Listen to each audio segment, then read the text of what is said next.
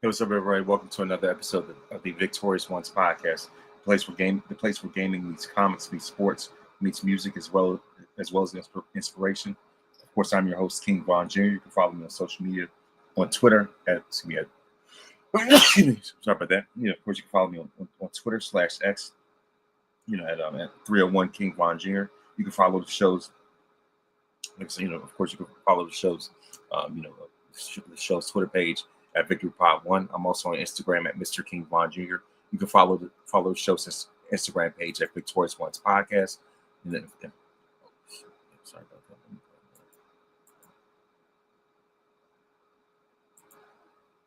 Yeah, sorry about that. Yeah, so let me go and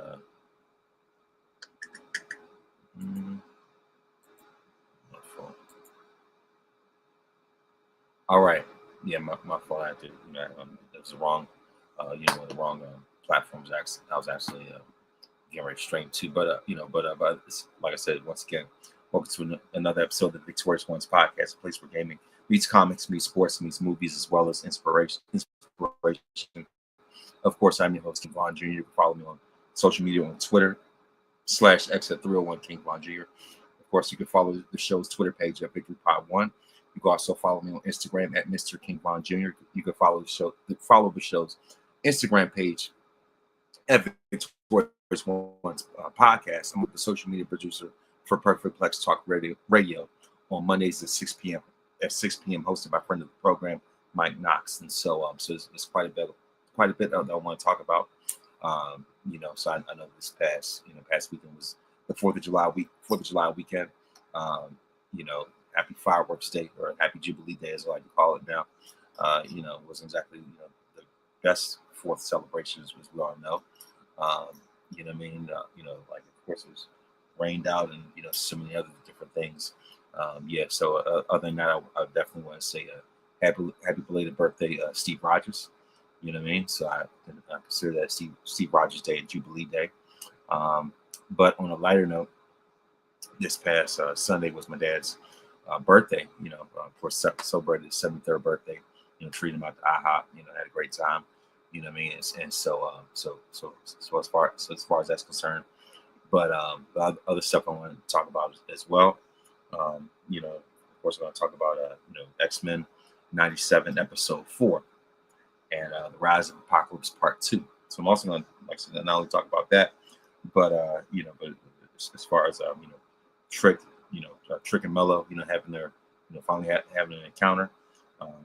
Cody destroying Gunther. The inconsistency when it comes to Seth and Roman's, storyline, if you were a rivalry or whatever the case is. What I mean, as far as that, of course, LA Knight, called them out recently on Raw about that. About how redundant it can be, but that's another story. But of course, Obafemi, giving up his title shot, good move or bad move. And of course, the biggest headline of them all, CM Punk reclaiming the WWE Championship. So it's grand opening, grand closing for Sami Zayn for being the WWE Champion after 9 days. But on the bright side, look at it this way: he had not 9 more days than the Roddy Piper, Razor Ramon, Mr. Perfect, Davey Boy Smith, and Owen Hart all combined. Jake as well. 9 more days, all of them combined. But on the flip side, though, it's just like, if you just know have roughly 9 days, why even win it in the first place? But of course, when it comes to X-Men 97 episode 4, Rise of the Apocalypse Part 2. So I would say that this episode really, gave me flashbacks of the Genosha episode, in season 1, episode 5, also known as Remember That. So that was, the biggest episode, X-Men 97 episode of all time. What I mean? Saying it's because of Gambit's death at Genosha, and sorry for that. Like I said, with the death of Gambit, at Genosha, as well as like I said, of course, as well as the arrival of Cable. And So that was a huge episode. And then of course with this one, of course, like I said, episode 4, as they're in the past, and in the BC, ancient Egypt timeline, when Apocalypse is still, at the time was still in Sabaner.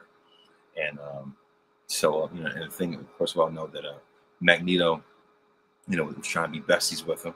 And unfortunately, that blew up in his face in more ways than one.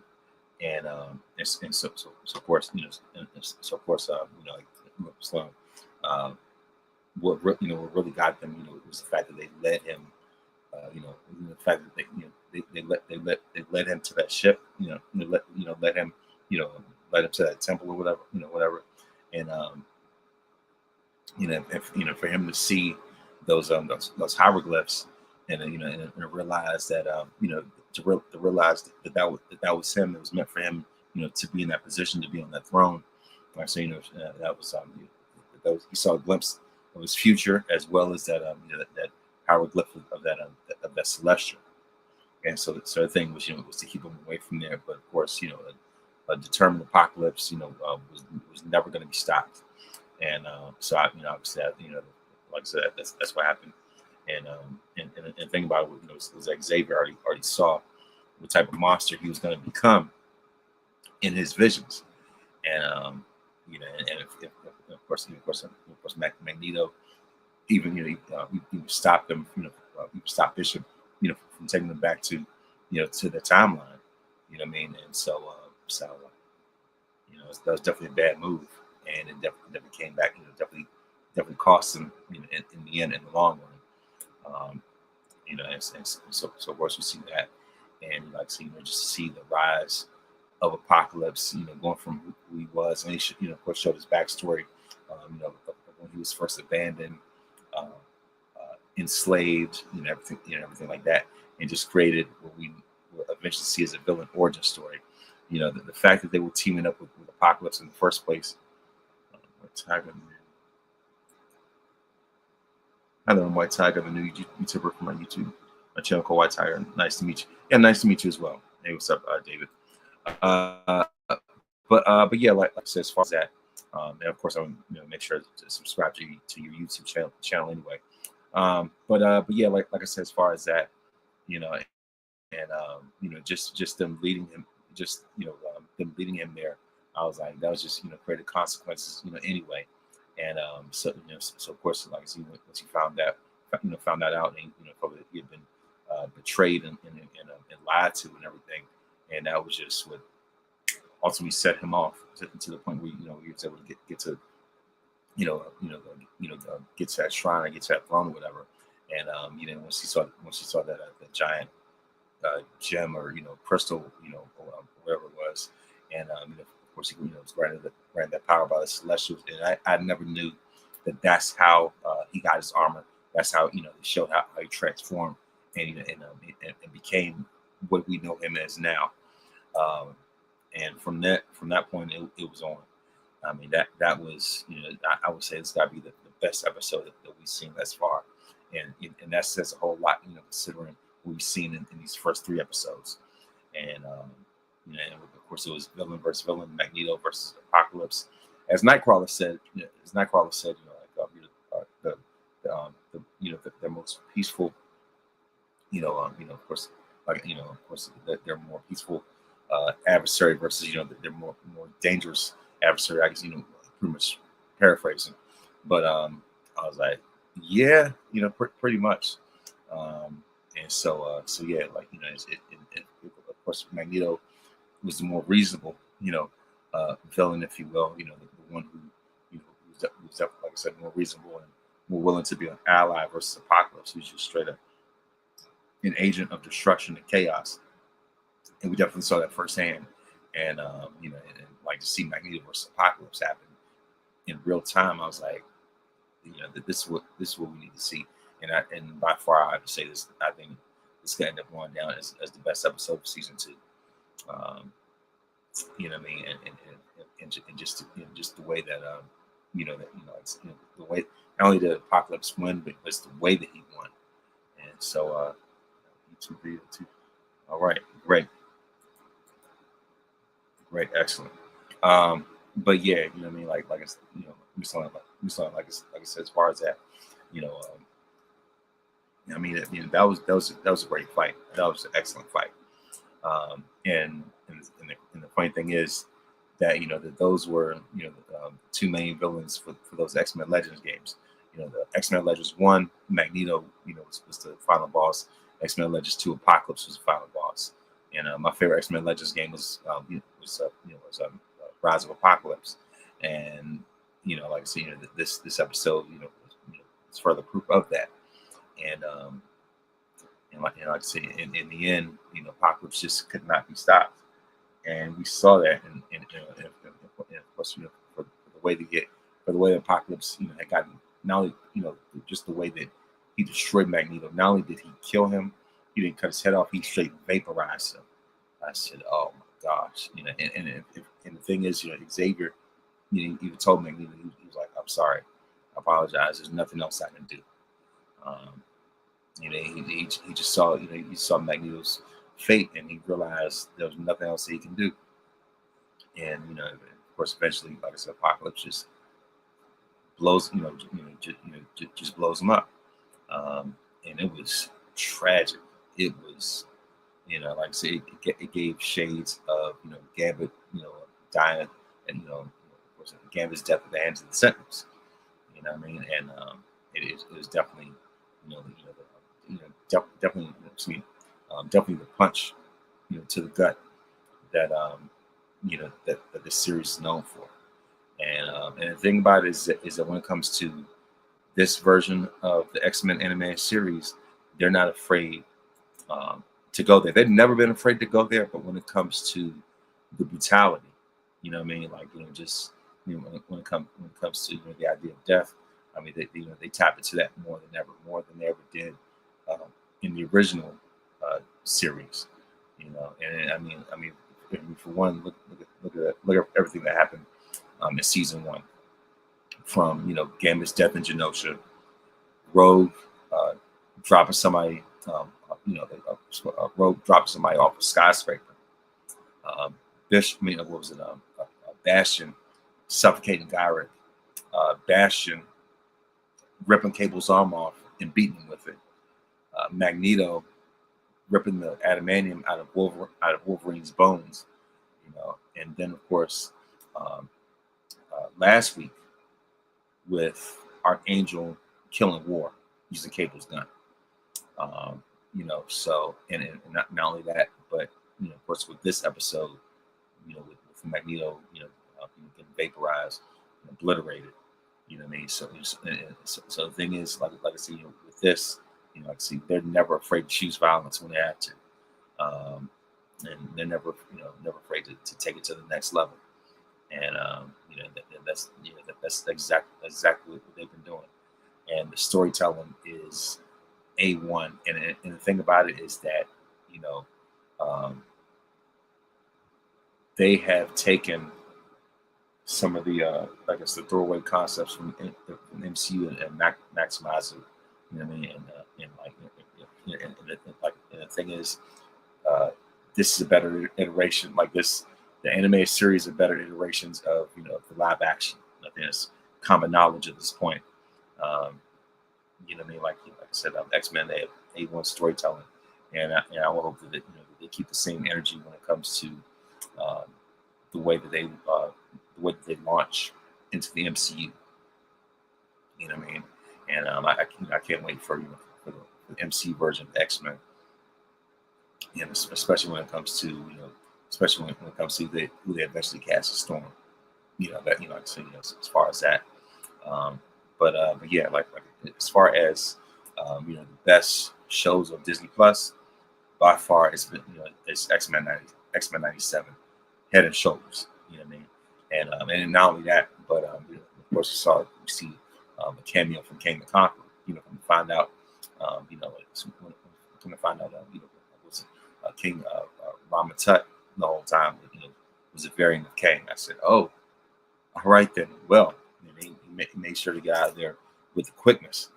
You know, he looked at Xavier, was like, you know what, it's above me now. It's out of my hands.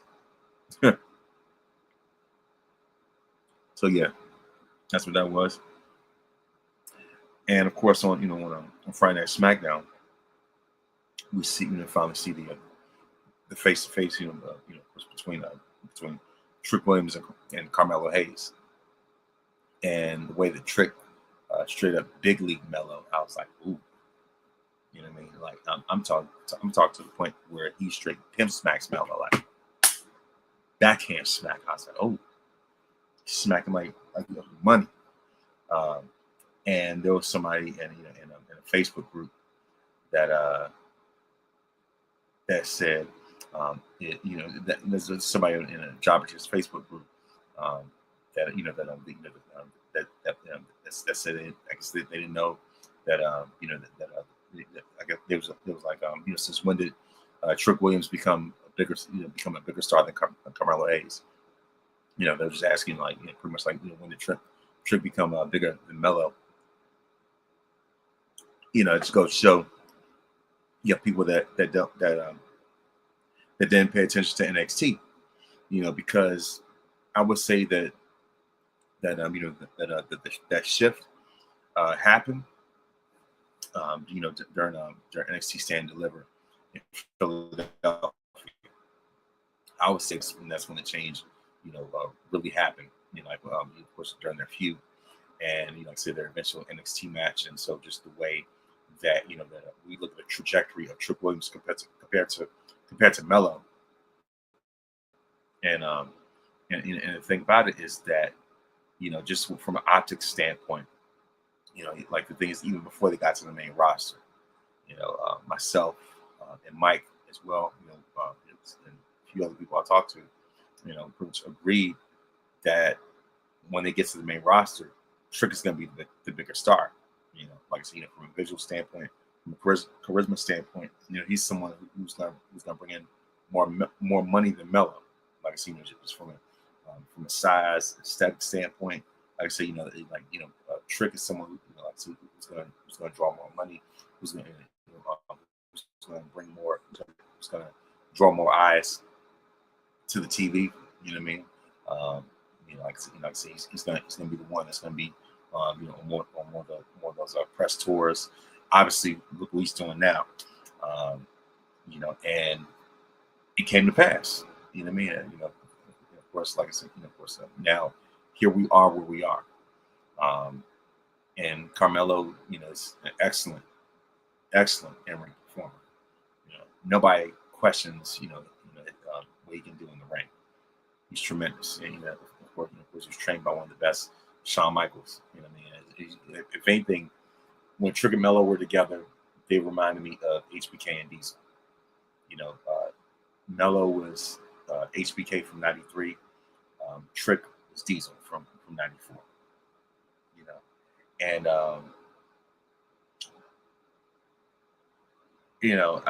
excuse me, but at the same time, the NXT audience is different from the main roster audience. So because Trick stands out more, naturally, naturally, of course, with his natural charisma anyway, he's definitely going to move up further on on the ladder than Mello. And one of the things that hurts Mello is the size. Is size. Because at the end of the day, when it comes to WWE, contrary to popular belief, at the end of the day, many times size still does matter, right? I'm pretty sure people want to take that another way. I have to say pause on that, but like I said, as far as that, but their interaction was symbolic of the way that they see Trick versus the way they see Mello. If anything, I would say that it spoke volumes. And but at the same time, I'm definitely geared up for for what this feud's gonna look like, because in NXT, Carmelo was the heel and Trick was the face. Now on the main roster, the tables have turned. You know what I mean? Much like how in WWF, Red and Yellow, was the hero, and Roddy Piper was the villain back in the 80s, right? The War Silver Score, WrestleMania 1, all that stuff. We all know. When they get to WCW, the tables turn. Piper's the good guy, and Hollywood, black and white, as we call them, Holden, ends up being the villain. So so parallels to that. You know what I mean? And but at the same time, like I said, this encounter is definitely speaks volumes, uh, you know, of the way the front office sees them. And like I said, and like I said, I'm definitely looking forward to to this encounter, because eventually it was going to happen, and so now that eventually has become right now, and here we are at this point, right? And also we saw, so that the Cody that got attacked by Gunther, so I can tell that's definitely going to, going to be a feud in of itself, and so yeah, so as far as that, but of course, I'm gonna give a brief recap, no cap recap, if you will.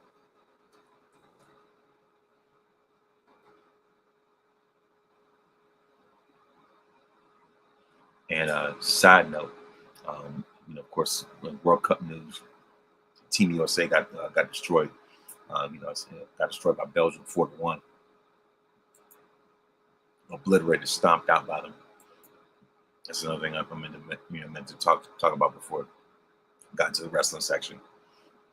But of course, SmackDown news pre 4th of July, SmackDown, Cody Rhodes, defeated Jey Uso for a number one contenders match for the WWE title. And of course, we have a 6-woman tag match.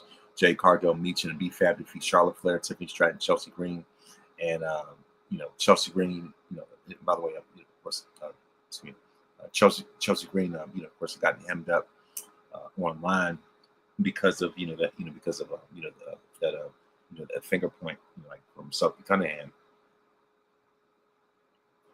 Accuses her of being MAGA, and she was denying it and everything like that. But Chelsea doesn't know how to read the room. She can be very tone deaf, and not only that, but of course, her online beef with on her online beef with Jade Cargill, does her no favors either.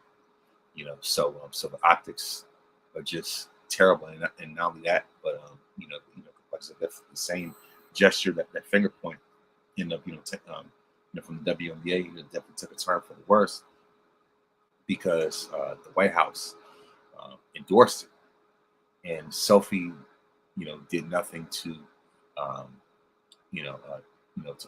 to fight back against it. She didn't fight back against it, whatsoever. And so that visual, that's the finger point, the gesture that's endorsed by by white supremacist administration, like I said, doesn't put you in the best light anyway. It's a whole nother story, but I'm just saying, like I say, because like I said, Chelsea got hemmed up, doesn't read the room, and shout out to Charlotte for not participating in that. Like I said, shout out to her for not for not joining in on that foolishness, and putting herself on the right side, of history, if you will. So like I said, salute to her, and and of course, keeping it very professional. And I definitely look forward to Jade versus Charlotte.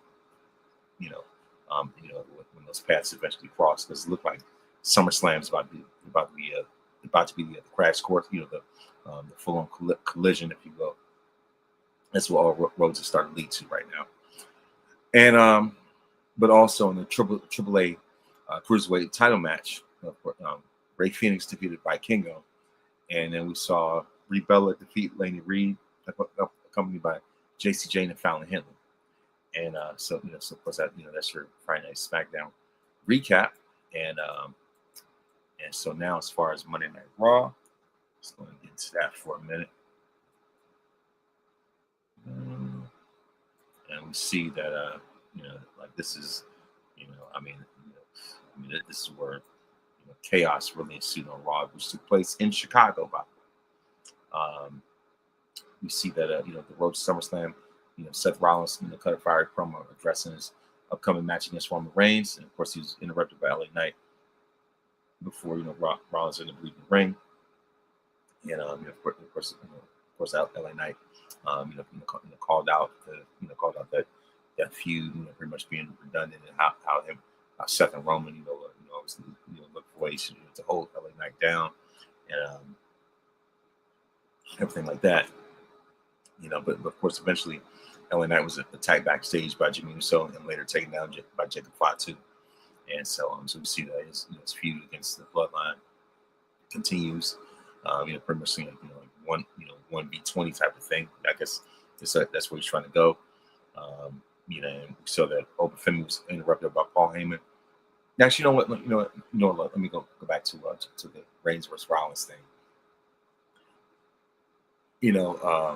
For Seth to say that that Roman never beat him. I mean, the thing is, I guess Roman never beat him in a WrestleMania aspect, and really when it comes to specifically like a one-on-one title match at a major, at a major PLE. What I mean? Like as far as that, I guess that's one thing. But for them to retcon it as if, as if Roman was never able to, to truly defeat him. I mean, I guess that's WWE's way of, of a Jedi mantra when it comes to storyline. Much like when it came to WrestleMania 3, Andre the Giant being undefeated, even though history shows that he's been defeated, he's been slammed before. But but for the sake of building that main event and to suspend that disbelief, and and pretty much pull a Men in Black mind eraser trick, and to make it look like Andre never lost. I've been trying to do that when it comes to this Rollins and Reigns, type of thing, but at the same time, Seth has found ways, to get in Roman's head. So I think in that aspect, I definitely want to see Roman defeat him, of course, from that standpoint, and then make it seem like it's the final chapter, and you have people that are speculating that that there's a possibility that John Moxley could come back and that could extend their feud, but yeah, I'm not gonna hold out for that. You know what I mean? So so as far as that's concerned, I couldn't even care less about that. But yeah, so as far as that, I think but at the same time, you see their record, if you will, Seth Rollins' record. But and the thing about it, I think also when it comes to this feud, I think the way that they have kind of been dragging their feet when it comes to them having an official WrestleMania match one-on-one. I think the window is pretty much closed for that, in terms of fan interest. So I'm good with it. Good with this last chapter, being a SummerSlam match. You know what I mean? So so just like I said, inconsistencies and and things like that, making it feel like it's kind of like making it seem like it's almost like one side type of thing. So this feud falls short compared to the likes of Rock and Austin, Brett and HBK. You know what I mean? Like those felt like more, even bigger rivalries, especially with the fact that they had actually got to have the WrestleMania one-on-one matches against each other. Austin and Rock had a trilogy. Anyway, so yeah, you know what I mean. So so as far as that, and like I said, and of course, like I said, back to this notion of of having fans think that that Roman was capable of beating him and things like that. And the last time they had a match for the title, was the 2022 World Rumble where Roman got himself disqualified. But the thing is, thing about that, had Roman not lost his cool, then this would be a different conversation. And so it says that, as a matter of fact, it says Roman Reigns has won 19 matches against Seth Rollins, while Rollins has won 9 times. Wow. So we're talking about all variations. TV matches, house shows, multi-man tag matches, and of course, no matter what, they're always going to be Roman Reigns and Seth Rollins. It's not like they have, they've had different character names since then. Ever since they've been on the main roster, it's always been Roman Reigns and Seth Rollins.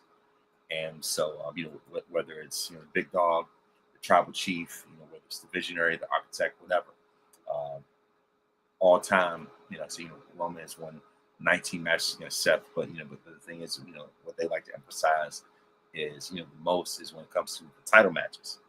It says, however, in one-on-one televised single matches record is heavily disputed, but leans towards Rollins. Rollins has 5 wins, Roman has 4. So as far as and 1 draw, and so I think this is going to be, I guess for the sake of making it even when it comes to one-on-one title matches, I'm going Roman on that one.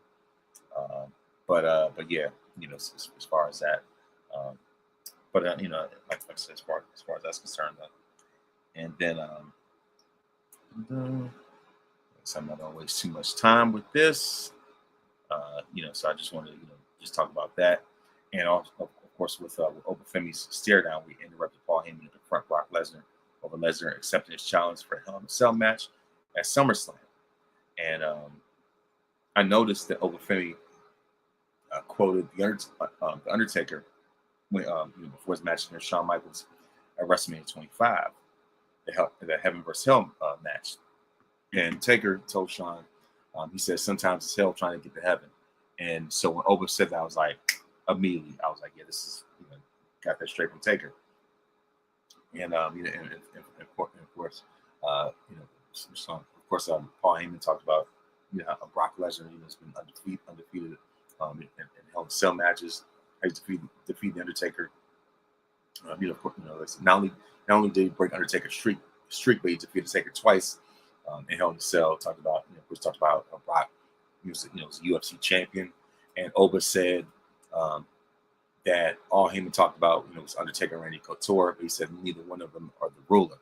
And so as far as that, it was just a stare down one-on-one with Oba and Heyman. But there's a lot of criticism, rightfully so, about Oba relinquishing his immediate title shot to take on, a washed-up Brock Lesnar. Just for the sake of, just for the sake of, facing him, one last time. Whereas, Oba essentially, sort of called a shot after he beat Brock at WrestleMania. As far as calling out Roman, and Roman respected that. The game recognized game, so it looked as if it could be on a collision course. Right after WrestleMania, Oba gets that huge win, and that's just a launching pad. For eventually winning the King of the Ring, just building up momentum to eventually, of course, to eventually face a Roman for the title of SummerSlam. Right? That's the way I would have looked at it.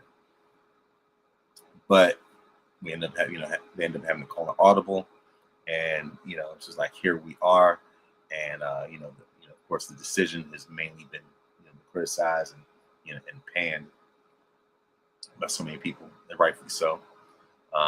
But hey, one last time, and of course, Oba says going to be Brock in front of his family, in front of his wife, his children, his friends, everybody, all that type of stuff, So here we are, on the way to Minnesota, and so we saw that. Of course, as far as the matches, we said Rusev and Ethan Page defeated Dragon Lee and Chad Gable by way of submission. For the women's Intercontinental title match, Sol Ruka defeated Raquel Rodriguez by way of pinfall to retain their championship, overcoming interference from Liv Morgan and Roxanne Perez. And it just just goes to show that Even though Raquel's this big powerhouse, she's shown like she can be pretty easy to defeat. Of course, or rather, easy to outsmart. So Ruka definitely did that.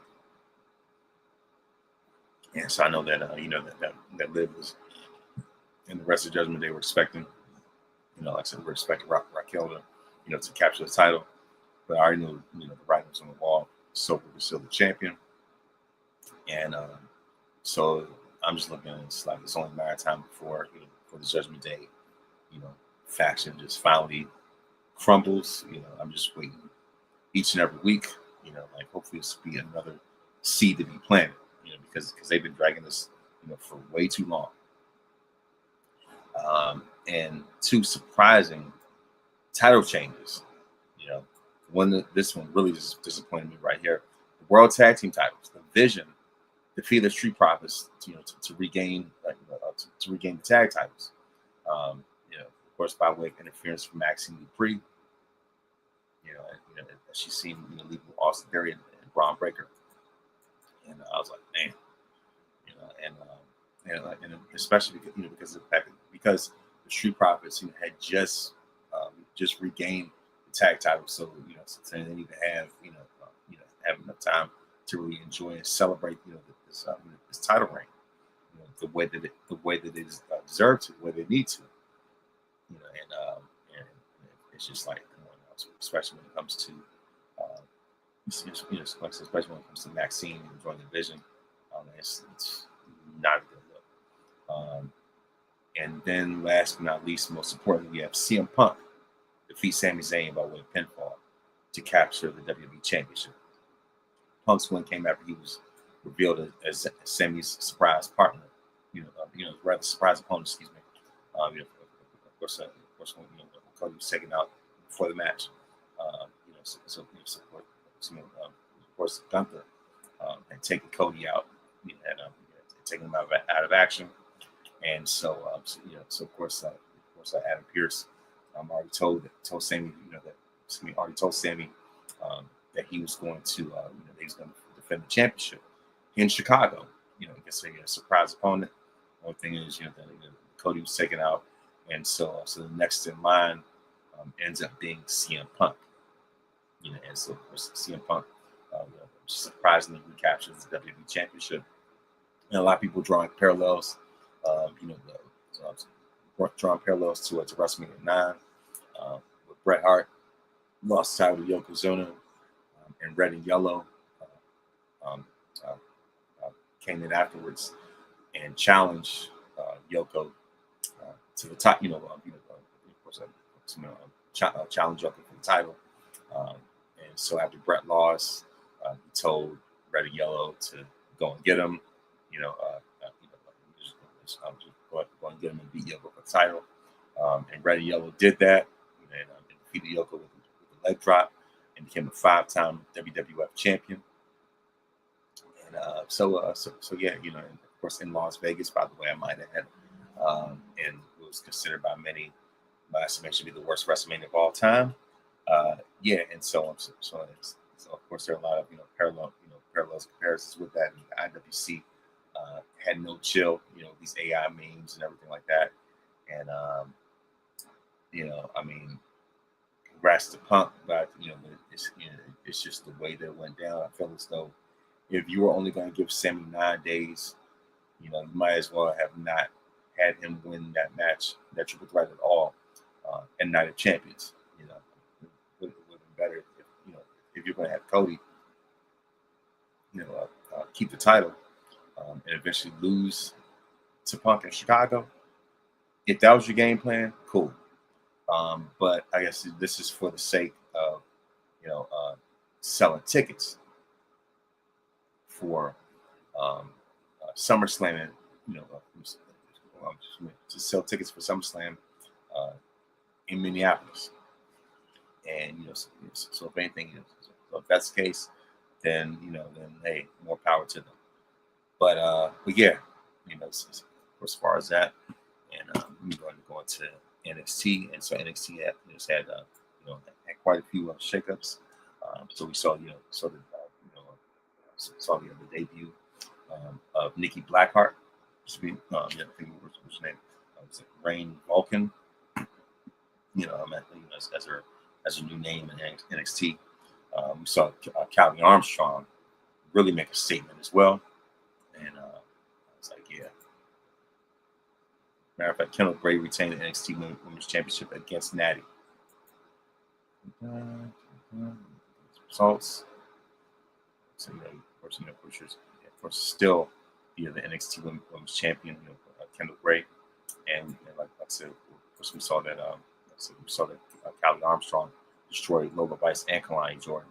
Of course, Sean Legacy and Dorian Van Dux defeated Birthright, OTM, and Dark State for the number one contenders fatal 4-way match. For the NXT Tag Team Championship, number one contenders match. For the NXT Tag Team titles.